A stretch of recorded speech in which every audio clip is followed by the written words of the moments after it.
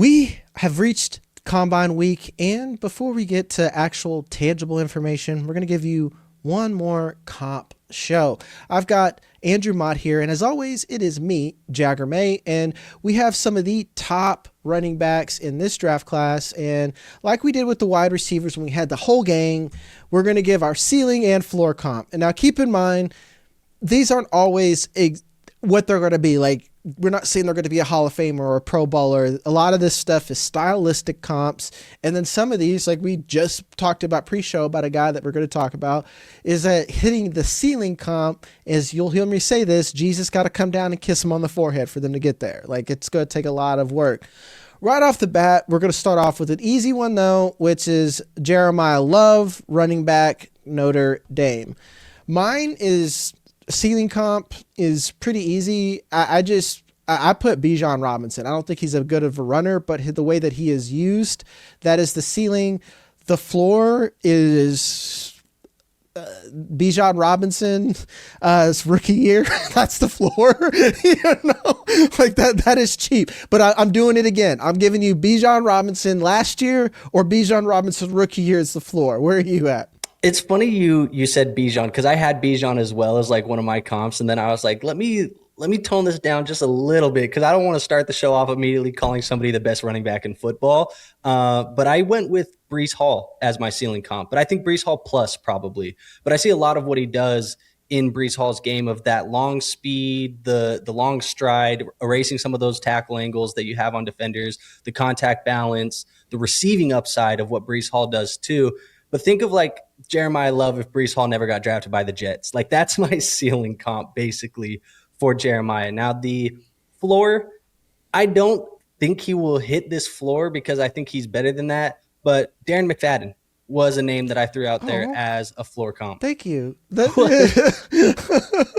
I love that, because you know what's crazy? That's still a high floor. Darren McFadden's problem was two things: tiny legs and the Raiders. It wasn't that he sucked, Exactly. I have it really as the floor comp for McFadden, because that upright, long-limbed running profile that he has, the big playability, but maybe a little bit of inconsistency down to down.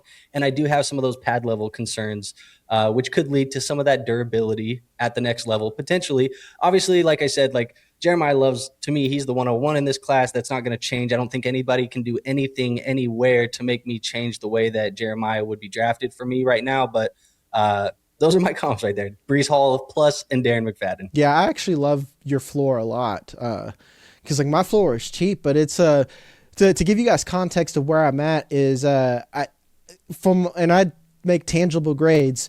He's the second highest running grade, second highest running back grade I've ever had, and the only thing he has a knock is he's not as good of a pure runner as Bijan Robinson is, but the athleticism is off the charts.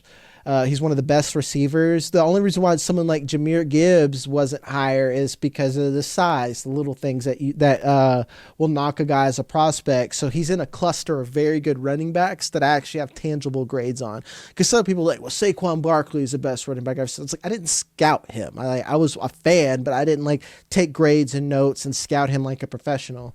That's an easy one though. We're gonna go down to, it gets fun right away.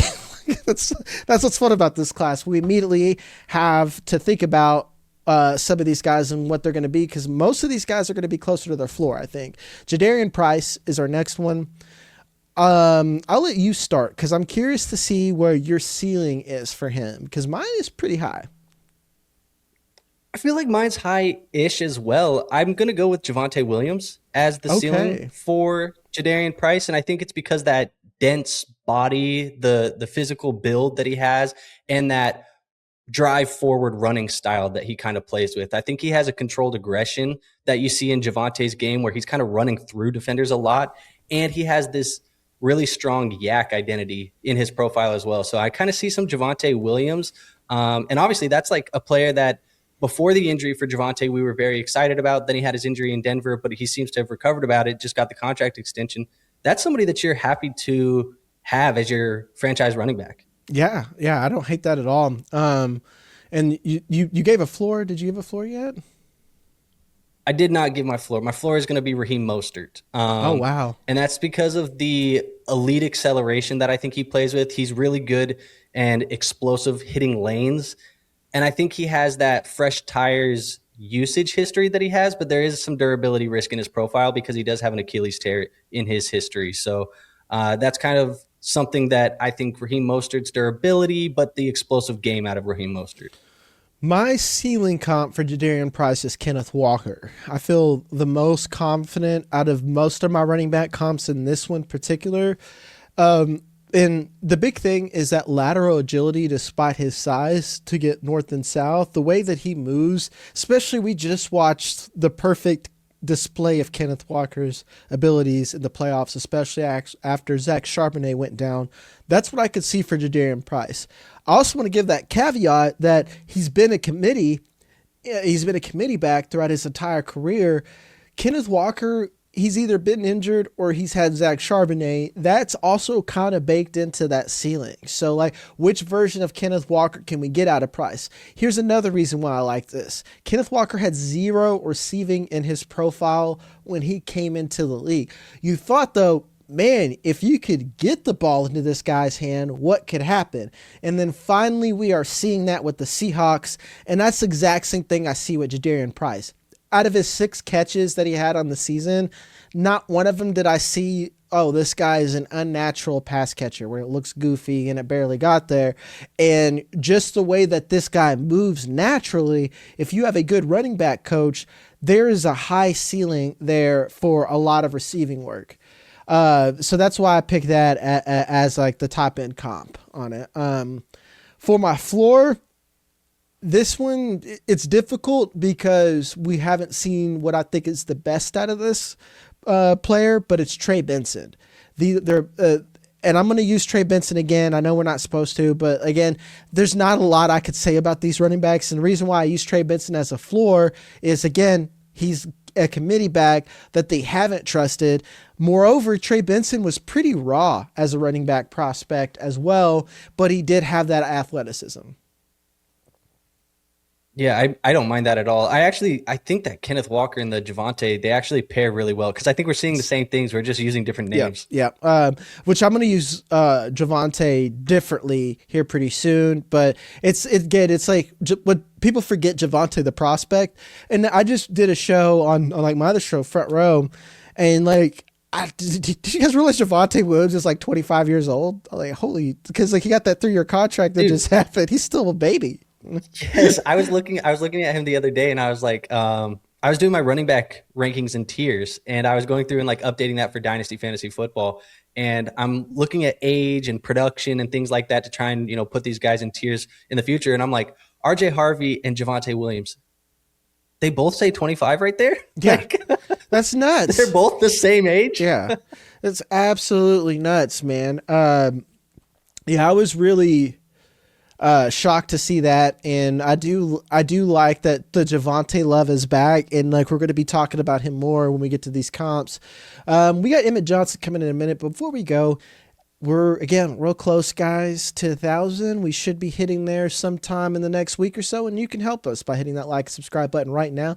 More importantly, if you're on a mobile device, you can hit the hype. That is a big boost as well. I don't know how it works, but YouTube made it a thing, so we're going to promote it.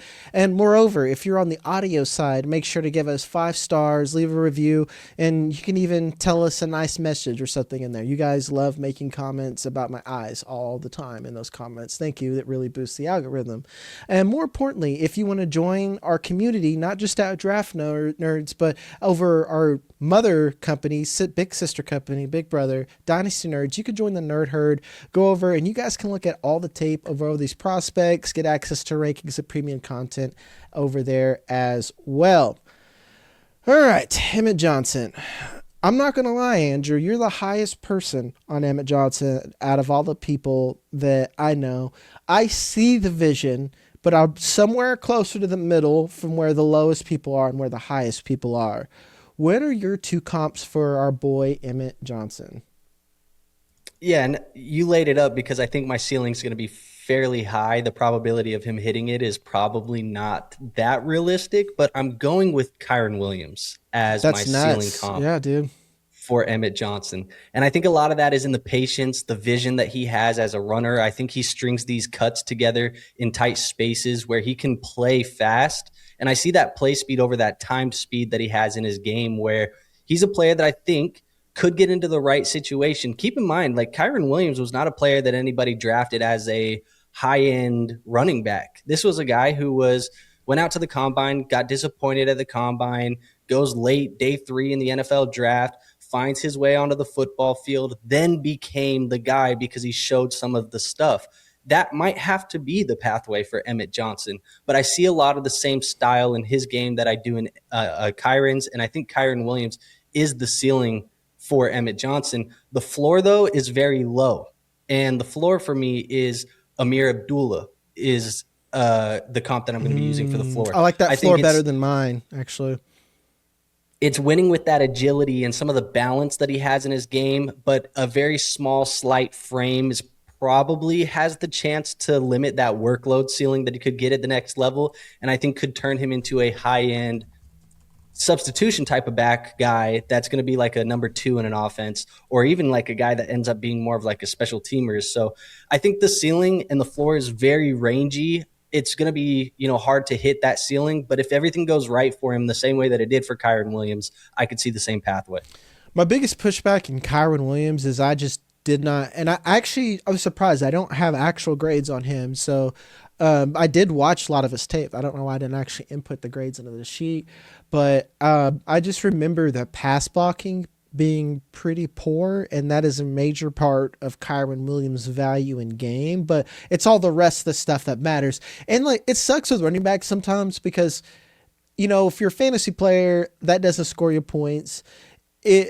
You're not getting a lot of running back blocking highlights. And if that is their main highlight, that's not normally a dude who is super important to your team, but it affects everything about their playing time when it matters most. So I think that's where you're going to get into that Amir Abdullah floor. And if he does learn pass blocking, then he's more athletic than Kaytron Williams, at least from what I see on tape. So I'm intrigued.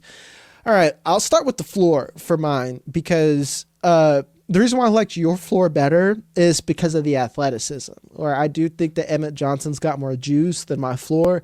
It was Michael Carter for my floor. Undersized. I like the lateral agility and the receiving work. Not a very good pass blocker.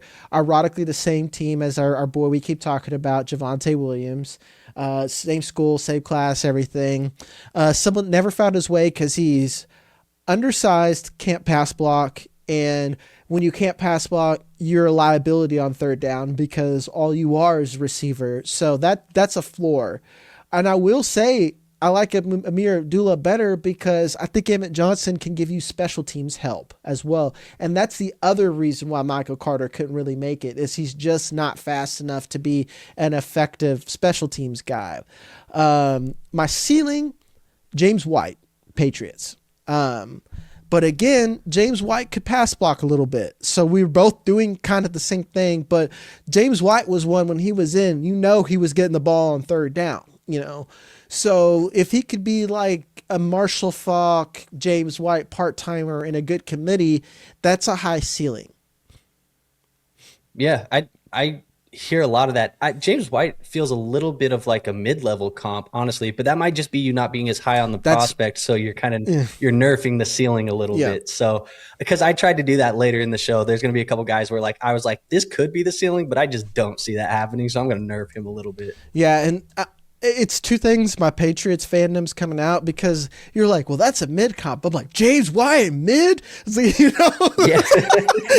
No, and keep in mind too, though, James White, for our fantasy players out there, he was fantasy relevant still, even, for a while. And even Amir Abdullah had a year or two of fantasy relevancy where he was fine to plug in and play as your RB2. So I think there's ranges of outcomes here for Emmett to end up being a guy that can contribute at this level. It's just a matter of opportunity and getting on the football field and proving that once you get there. Because even your floor comp of, Michael Carter, when he's been the guy that they have to rely on because the guys in front of him are hurt or something, he's still been productive for them as a runner. It's just he hasn't been able to piece it together as a consistent starting option for a team He just is good when you need him. Michael Carter was the first running back, like Javante, it was Javante, Ramondre Stevenson, Michael Carter. That was the first running back class I ever scouted. And I was way higher on Michael Carter than most people are. And he's one of those prospects where I'm just like, I don't know why he never put it together. I don't know why I never put it together. And Ramondre Stevenson was a big victory lap for me until it wasn't. So, is it now? Is it? Yeah, I was like, he's fine. Like Ramondre's fine. And actually, if you think about it, you look back, he really was the RB. Because I was like, do you really think he's the RB1 of that class? I'm like, yeah, dude. Like, one of these guys is playing and somebody is it. So, but we can't victory lap 5 years later. We'll just move on and we'll move forward to Jonah Coleman. I found this one difficult, and I'll start this one off. Because we're just talking about it. My ceiling comp was Javante for him. And this is one where I'm really pushing it because I don't know where the top end athleticism is there. And if anything, I think he's closer to what Javante was when he was mid for the Broncos, that Sean Payton era, where he's serviceable, but maybe not everything. And we could get upside to where we see now with the Cowboys. And a lot of that was injury for Javante. And that's kind of, I've mainly seen his career as an injured running back. So that's why that was such a distinct comp when I first watched Jonah Coleman. The floor is what I struggled with him because that floor could be so low to where like Doug Martin is a floor and a ceiling in and of itself sometimes, like some of these undersized little power backs that kind of flame out. So I'm curious to see where your floor is because I don't love mine either. I think you're going to like it. So I'm going to start with the floor. And for me, it's James Robinson is my floor for him. Oh, God, so that was right there the whole time. That's perfect. Yeah. It's that one-cut zone running, limited home run element that he has to his game despite being that one-cut guy. And it is, again, we've talked about this on a couple other prospects, some of that pass pro development that I think is going to dictate the role. James Robinson never was anybody's guy because he wasn't great in pass protection. So he was just an early down grinder for them, and he was solid at it. And I think that's the floor for Jonah Coleman. The ceiling for me is David Montgomery is the ceiling. And I think it's the contact balance that we see in his game, that grinder mentality. I think he's really good after contact. He's physical. He's reliable, but he's not going to rely on the speed in his game. So I think that's kind of where Monty also is more of that early down grinder. You've seen that in recent years, especially here with the Detroit Lions, where they found another guy to complement Monty, and it's worked really well for both of them. I think that could be Jonah Coleman's game at this next level, depending on his landing spot. But I can't tell by your face whether or not you actually like the Monty comparison. No, I like it a lot. To me, it's St. Mark type as Javonte Williams, and same play style. And I think Jonah Coleman's a very safe bet because that's what I said, like Doug Martin's another one. I'm like, wow, why did he only have the one and done, like 1 or 2 years basically? Because he seemed like the perfect early down back, at least for an offense. That's why I said I say that's a floor, but I saw very good production out of Doug Martin. And that's a floor that I like. So I think even in another draft class, Jonah Coleman would be a 4th or 5th round pick. But because it's so shallow and other positions of need like wide receiver are going to fall are deep, someone's going to take Jonah Coleman a lot higher than he would go in another class just to secure probably the 3rd safest back. Because I like Price a lot. We already know what Jeremiyah Love is going 1st round, top of the 2nd latest if something would happen. Like, just get a guy that is good, that's been productive, had 3 years worth of production, and call it. And actually, I think too, this is a guy that the combine's going to matter a lot for him. I think because the testing numbers are going to be big. If he comes in, 4.5. I know a lot of the worries that you and I said is we worry about that speed. He's definitely a strong physical, grinding type of running back, but the speed is something we're kind of looking at as what could happen there. If he goes out and runs faster than people expect, lock day 2, I think, automatically a lock on day 2. But if he goes out and he's slow, I think you could see him being a guy that people are like, I don't really know, man. Like, I don't know if I really want to spend the early draft capital to go get a guy like Jonah. Yeah, yeah, because that's what it all comes down to. And since we got a little bit of time to break up a lot of my research that I've done, like I'm in the part of the draft process now where, like, you hear me in the group chat, man, I'm looking at linemen, cornerbacks, like I'm deep. I've pretty much formed most of my opinions of the overall strength, what's good in this class. So I'm kind of checking my work with other people like Daniel Jeremiyah, anything I can get a hold of draft information. And particularly with these other guys I like to listen to because they talk to scouts, they talk to execs in the league, and I really try to absorb that information. But I would expect a lot of the wide receivers that we like to fall because wide receiver isn't top heavy, but it's so deep with, like, for me, 1 through 100, there's not a lot of blue chips, but there's a lot of very, very good or borderline blue chips to where a lot of people are going to take inside O linemen, offensive tackles, all that stuff. And these wide receivers are going to fall.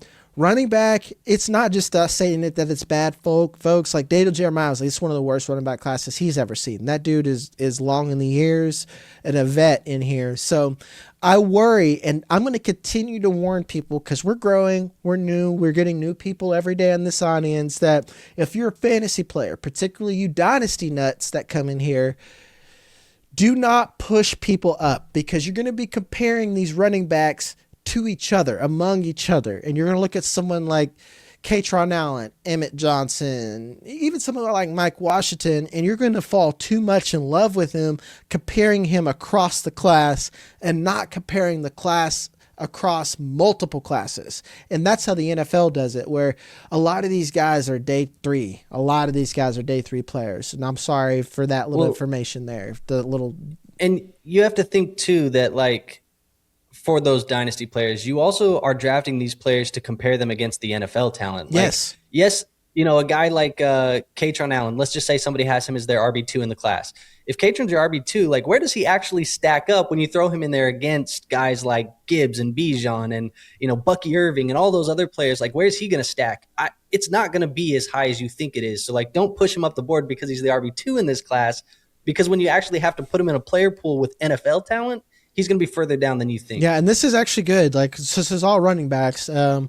And I'll just shamelessly plug it. If you want to, like, I'm editing, it's going to drop today on Front Row, but we talked about running back free agency, so it was easy for me to pull up all this info. The running back free agency class, Kenneth Walker at the top, we all know about.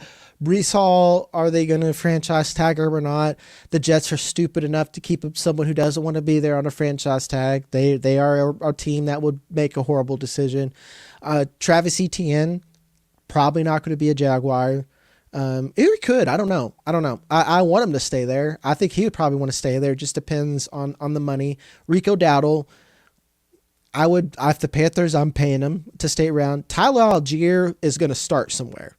Everyone likes Tyler Algier, or he's going to, I think if the Falcons aren't going to be willing to pay him, which Stefanski likes multiple running backs as well. He likes to run the ball a lot. Like, he may stay, but I think he's a starter back quality. Rashad White. Isaiah Pacheco, I think he's terrible, but he is a player that is out there, and running back so thin, he's going to get a job. Whether that job is depth or actual meaningful, we don't know. J.K. Dobbins, dude won't die. So why I'm giving you guys this warning, like, these darlings, like, you guys love Demond Claiborne. How does Demond Claiborne stack up against a very productive Tyler Algier? I don't see it. I don't see it. So sorry for that little lesson for you guys, folks. Sorry, not sorry, actually. Next, Kaytron Allen. I don't like his tape. I don't like his game. I just don't like him at all, man. I've saw some egregious rankings. I'm not going to name names, but some pretty egregious rankings of Kaytron Allen. With that said, I'm going to give you my ceiling comp. Here's where I gave you guys the caveat. For him to hit the ceiling comp, everything has to go right. Everything has to go right. It's Joe Mixon as a ceiling comp. It's the way that he plays. It's the height and weight, runs really high. it's also the inefficiency. Joe Mixon was a perennial inefficient back. Some of that's the Bengals. Some of that's just Joe Mixon. My floor, and I think he's way closer to this floor, and this was borderline going to be the ceiling for me, is TJ Yeldon. To where I don't know if you remember TJ Yeldon, but he was really good in college, and he was another guy where you love the upside because he started as a freshman 3 years, and then he got to the NFL and just kind of, so that's where I'm at with him. Fair enough. Yeah, my ceiling's higher than yours. What? I went with no. Yeah, I went with Knowshon Moreno. I don't think that's higher. That's a good. I like that better. It's right there, I think. It's maybe not. Maybe it is. Knowshon Moreno is where I went. I think it's the vision, the patience is the foundation of his game, and you kind of saw that a lot in Knowshon's game. He has the contact balance to keep moving the pile, reliable in pass protection, has good ball security. Like, these are things that NFL teams are going to like, so I think he's going to be liked by NFL franchises. It's just a matter of, do they see him to be their full-time running back? And if you're not, your floor comp is going to be a guy like Samaje Perine. And I think that's that power utility back that kind of plays as this change of pace guy every once in a while, maybe more of just like a third running back on your roster. The pass protection is what's going to keep you on an NFL team and keep teams calling you to try and get you on their roster and keep you around. But I think there's limited explosion in your game that's going to limit the ceiling. And I see that in a guy like Perine as well. So I think that's kind of a rangy ceiling and floor for him, but Moreno and Perine are my two comps, floor and ceiling. Sickos, tap in. We're getting into some deep cuts because I'm going even deeper. Knowshon Moreno, I really like that comp. I like it more than Mixon because I think people are going to take Mixon and think of him as a fantasy player and think that comp is higher than what he really is. Whereas Knowshon Moreno is in the hall of very good, where you're just a bunch of dudes sitting around naming names. Like, we all know Knowshon Moreno because we're sickos, but the average fan who's know who, that's how they're going to respond to that. Very interesting. You like him more than I do. He's on him and Emmett Johnson today. I'm re-reviewing. I'm doing a little bit more skill positions after this conversation. So look for me in the group chat later to come back with my new findings. Mike Washington is next. One of my favorites out of this class. He's one where here's why I told you guys, temper your expectations. Mike Washington, I'm doing that. I'm an Arkansas fan. I like his game. I like what I've seen in places like the Senior Bowl, but we know how the story goes. So before I get excited, I'm going to give you a chance to throw cold water on me, and I wonder where you are at with Mike Washington.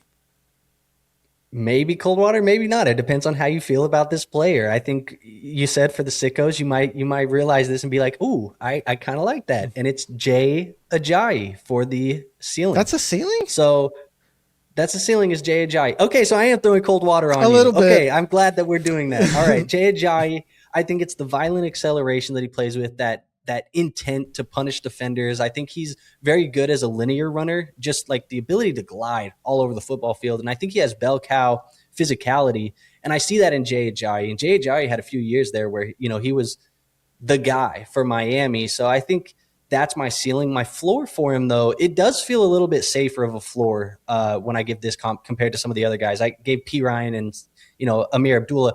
Latavius Murray is my floor comp for Mike Washington. I think it's that linear vertical athlete that you see in him. The frame speed combo is, more part of his game than there is wiggle. And you have that roll stability because of the decisiveness that he runs with as a rusher. So I think there's a little bit of Latavius Murray in his game and some Jay Ajayi in his game. But apparently I'm throwing cold water, so you can take it away with some of the hot stuff. I'm actually I have mixed feelings. Jay Ajayi was a very good prospect. I'm having to it comes back to I do so many shows. I don't know which one I was on when I said this, but trying to think of. I said this one day before. Yeah, at some point in the various places I make content, I've said this, but Jay Ajayi, is like, or multiple guys like this, you think about them as the prospect and then you think of them as the player that they were in the NFL. Jai was like a monster in college that like and you really loved his upside, and then like nothing happened, like same thing like Antonio Gibson is going to be in that conversation later, where everyone's just like, man, what could have been with Antonio Gibson? So I have mixed feelings. I do like the Latavius Murray comp. I've almost used that multiple times. Like, I almost wanted to use it for Kaytron, but I think Kaytron Allen's more athletic than Latavius Murray was. I wanted to use that for Jadarian Price. I think Jadarian Price is more athletic than he is. He was like, we don't have like a pure just big guy stumbling bumbling type yet, so I never could find that to fit. But with Mike Washington, that's a very, very low floor that, who knows when he actually goes out there and runs in shorts what comes out, and it could be closer to that than we expect. My ceiling for Mike Washington, this is why I said I was going to get sicko, Matt Forte. And this is the receiving upside that he had. It's the size, speed. He runs a little bit high like Matt Forte did. He has the opportunity to be an absolute stud Pro Bowler. And Matt Forte was someone who was ahead of his game because of all that receiving upside, where that wasn't so much baked in and required so much in the scouting as it was now. Like they didn't care if a guy could get 5 catches a game. They just wanted him to get 5 yards per carry. So that's what he reminds me of. My floor for him, Braylon Allen. And I know that's another one where it's an early floor, but we've seen a lot for Braylon Allen, but like not enough anymore, where like we thought he was a handcuff to get this past year for fantasy football. And then what ended up happening? Like, I think he got injured, I'm pretty sure, but still it wasn't extraordinary even when he had opportunity at times, and he could just be this perennial project guy. I can see that. I can totally see that. I think, he's an interesting player. Again, like he's another guy, I think, we talked about it with Jonah Coleman. Testing is going to be interesting to watch on Mike Washington, because if he comes out faster than I think people think, he's a guy that could start moving up boards. And I know he's kind of been one of your guys and one of Garrett's guys early in the process. Well, it's the traits, man. When we're like, this is a kind of a poo-poo barrel of running backs, you really more than ever, you're reaching for those traits. That's why I gave the caveat. Even me, you got to like calm your expectations, because like you're just desperate to find something that you'll cling on to. Like Washington is as close to like the last person you see at the bar before you go home as it can get, where you're like, well, it's not so bad. And then when you actually draft and like take him home, you're like, ooh, it kind of is that bad. You never know. Next,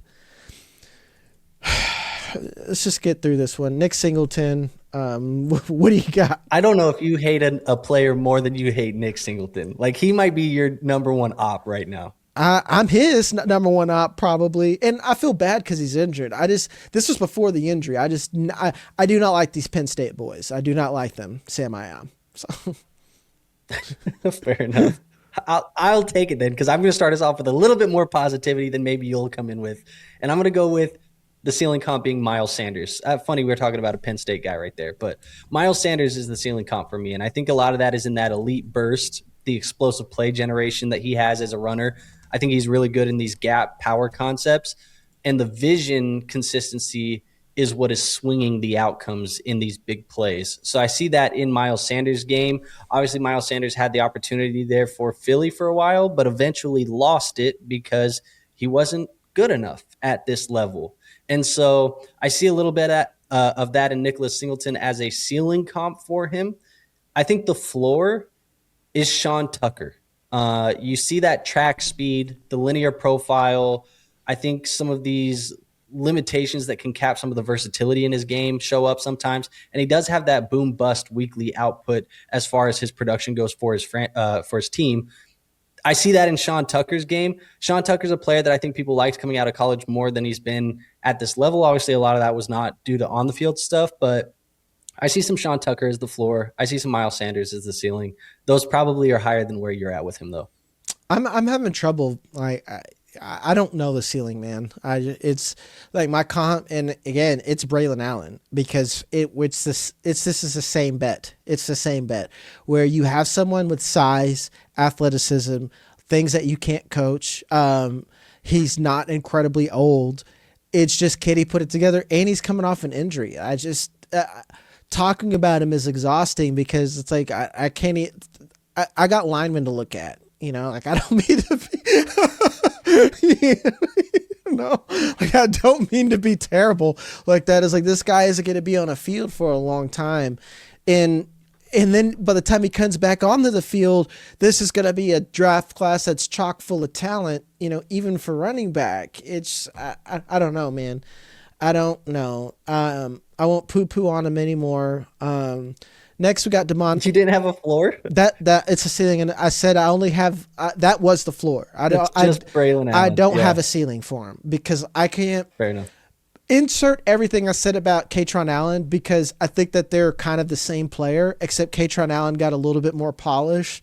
And by say a little bit more, some of the things that you liked about Allen, I didn't see at all. But I also need to watch all the tape from this past season where like his ball security, I think his ball security was based on like no one just stripped him. But he carried that shit like a loaf. I hated watching it. I just got the yick from his tape. And I'm sorry, y'all. I'm sorry. I'll ease up. Next, Demond Claiborne. I said I'm going to ease up. But boy, wait till you think what I think of this guy. A lot of people did not like me in the comments for what I thought about him before. Nothing has changed. I'm sorry. I just don't think he's as fast as you guys think he is at all. I don't love his level of competition. I wouldn't be surprised if this guy's a 6th or 7th round pick or someone who might go undrafted. Where are you at? I think I like him a little bit more than that. I don't think he's going to go undrafted, but I think there is a difference between acceleration and speed. And oftentimes people get that confused in prospects sometimes. I think he's a very good accelerator. His top end speed doesn't feel that fast. So he's a guy that I think is like a violent cutter, but and he has that because of the acceleration. But he's probably better in this outside zone offense. He's probably a guy that you like because he could give you some receiving upside in his game. And if he gets the volume, that's where you start to get to my ceiling comp, where I know, Jagger, you're going to say that this is a way higher ceiling than you could imagine. Devonta Freeman is the ceiling for me because of some of that stuff. It's the volume, the receiving upside, the outside zone, the acceleration. It's all of that stuff that I'm seeing. So he's going to be my ceiling comp. My floor comp, though, very low. Nyheim Hines is the floor comp for me. So just this smaller, wiry build that you see out of a running back who's good in the passing game, has some return specialist value, but is more of a role player than he is a featured back. So I kind of see that as the range of outcomes for him. To get to the Devonta Freeman, it's going to be, to use your term, Jesus is going to have to come down and kiss him on the forehead. Like, we're going to have to get to that to get to Devonta Freeman. But Nyheim Hines and Devonta Freeman are my comps. Yeah, I don't think the Devonta Freeman one is egregious actually at all because like Devonta Freeman's another one. Like, you remember him? For the Falcons, he was super productive for fantasy people for a couple of years. He had 3 good years of like a solid run because there was another running back there as well at the same time. I can't think of Tevin Coleman. Yeah, those are 2 good guys that like. I wonder what their career could have been if they were both drafted to different teams and got to play at the same time and see who ended up being better. My floor for Demond Claiborne is Sean Tucker, or my ceiling, excuse me, is Sean Tucker, because I could be wrong. This guy could come out there and roll on the 40, and that's something that can really raise his draft stock, and that he could find his way onto a roster, and I could see that Sean Tucker, Chase Brown career arc, because Chase Brown's another one. I didn't like him as a prospect because he's what I call a Stevie Wonder. He had no vision. So like when he actually learned and developed, we got the Chase Brown that we are now. A lot of these guys, and James Cook's another one. I didn't like his vision at all. And now look where he's at. So there's a way for him to get there. It's just all about the testing for him to get there. So this is my ceiling. but that's also one where I don't know if we've seen Sean Tucker's full ceiling here. For the floor, if he's just not as fast as what I think he is, I'm going to go back to one that I used before, but it's Michael Carter, where I like a little bit of like the sudden quickness and burst, but he doesn't have the long speed and can give you things in the receiving game that may be just an every once in a while when there's depth, but definitely not going to be someone you're going to see consistently get 15 touches a game. Yeah, no, I could totally see that. And you said this is a guy that's going to need to develop at that level. I think it's important, again, to remind people, I know we've said it maybe once or twice here already, but basically everybody named or not named Jeremiyah Love in this class does need some development to become this RB1 level type of guy at the next level. So even the guys that we do like a little bit, Jonah, Jadarian, like those guys, they still need to develop a little bit. So these guys down here, they definitely need some development still. Yeah, like Jonah Coleman's the only one I wouldn't say it's like maybe not development, but like there's massive holes in their profile at something where you have a question mark in there. Because Jadarian Price, no receiving work, committee. I don't think he's a homie from that Chicago drafted that was behind Bijan. I don't think I can't see. Roschon Johnson. I don't think he's Roschon Johnson. I think he's much better than that. But Roschon is one that we kind of, he was behind Bijan. It's like, he's also just like wasn't that great, Emmett Johnson. We talked about the holes there. Just we don't even know. What's his high end athleticism and what can he offer on third down besides being a body that you would just rather have a real receiver in the slot instead of a running back, and then I've already went through what I hate about the Penn State guys. So lots and lots of questions, and a lot of it for a lot of these guys, we're going to talk about it Monday. We're going to have our combine recap. I'm leaving Wednesday to go out to the combine, and I think we're going to see a lot of risers and fallers out of the running backs specifically because we need some of these guys to raise value. And then some of these guys, those question marks, if they're not answered the way we want, you got to fade them hard. It's like